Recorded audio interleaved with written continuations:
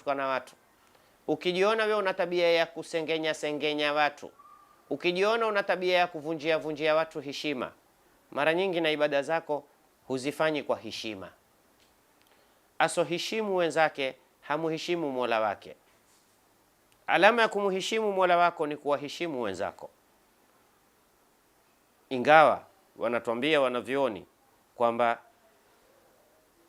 kawaida mbaya katika wawili zaidi, wote mbaya, lakini mbaya zaidi ni yule anaopelekewa habari za wenzake akazikubali, kwa sababu ni habari tu. Mimi nikaja nikakwambia fulani kadha kadha kadha, mimi nimekueleza. Kuamini na kutoamini ni wewe. Ukiamini wewe ni mbaya zaidi kuliko mimi, kwa sababu umeelezwa, hukuniona wewe. Wewe umeelezewa kuhusu mimi, sasa utakuwa mbaya zaidi, kwa sababu Mwenyezi Mungu ashakwambia injaakum fasikum binaba'in fatabayyan. Ukiletewa maneno ya ubaya wa mwenzako, taka uhakika. Una uhakika gani wa hilo? Ulijuaje?